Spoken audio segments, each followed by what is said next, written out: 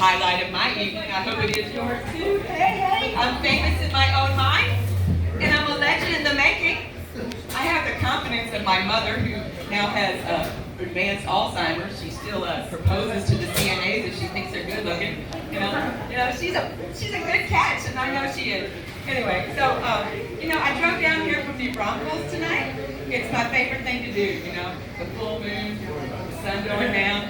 And I have this addiction of taking videos of the sunrise and sunset and the moon, So I have to put it on cruise control. Because, right now, the only way to know when you need to slow down is when you see one of those Dollar Generals or Dairy Queens coming up in those little bitty towns. Yep. It used to be that the Dairy Queen was the capital of a small town. Now it's the Dollar General. Because there was 8 to 6 of them between New Braunfels and here. Y'all know that? Information. Anyway, I got notes in case I flop, but I got these voices in my head telling me, I feel real funny. Does that count? Anyway, so I got PTSD, if the war on drugs counts. Anyway, I really do believe I'm famous. If y'all know this guy named Jack Roy, he really didn't get famous till his name became Rodney Dangerfield, and he got no respect either, so what the hell, In the past few months, I decided to take up a 2-day-a-week job, something to do. And I was trained as a hostess by a 16-year-old. And then a few weeks later, I got to train a 16-year-old. Wow! She's a homeschooled one, too. Woo! That's a real different breed. Yeah, you know what I'm talking about, don't you? Anyway, that joke will scratch. Anyway. So, the really cool thing I found out at my workplace, it's a restaurant, right? I found out that if I see my coworkers without their masks on, I won't recognize them. What do you think? And another thing is when I go into that restroom, it has 5 stalls, right? So here I go in the restroom, and being an employee, they're going to see me on the way in and out. If it stinks in there, I feel like I need to yell, "It wasn't me!" Anyway, it happened today, really did. So, coming down here, I was listening to Nina Blackwood. Y'all remember her? I love her sexy voice. I always wish I had her sexy voice. And it's amazing at 61 years old how many songs I remember all of the lyrics, but I forgot what the lady told me to do to get my taxes right this year. Damn. So maybe I'm going to be on the way to Alzheimer's, but you know what? It's a pretty rough thing. I can tell people that smoke pot every day are already there. So, anyway, it says right here, if you flop, fall back on your personal experiences. And that's the only thing a person can plagiarize is their own personal experiences. So I usually get up here, I have a YouTube presence. I have 70 subscribers. Can you believe that? 70 subscribers. My kid thinks it's hilarious, they do. But I'll tell you, I tell my story on there. Each and every time I get up here, I try something new if I can, So a lot of times I try not to tell about my past. And if y'all see me before, anybody been here and seen me before? Anybody? See, I told you I have 70 subscribers. They're all just the ones sitting at home looking at YouTube. Anyway. But at least they look at it. But anyway, so I tell about my past and that y'all were very lucky to have paid my rent from 1992 to 2005. And how did you say that? Because I lived in the Texas Department of Criminal Justice. You ever hear that?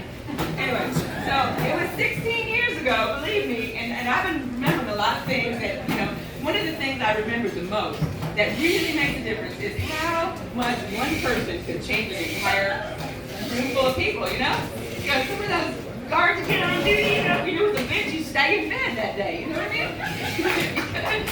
Y'all know that, right? And you're the bitches? Oh, hey. I was here like a year ago, and there was a whole bunch of people there, and I was telling stories about the 3 things I learned in prison. Do I have enough time, Danielle? Because I'm the last one, and no one else. I'll tell you the 3 things I learned in prison. And this is my favorite thing. I'm going to tell you why.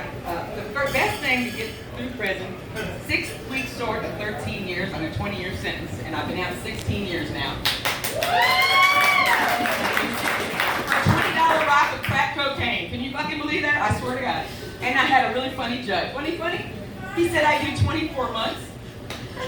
No, I couldn't shut up. You know that. You know what it's like to get written up. Anyway, so I really like the same time because it helped me laugh at myself.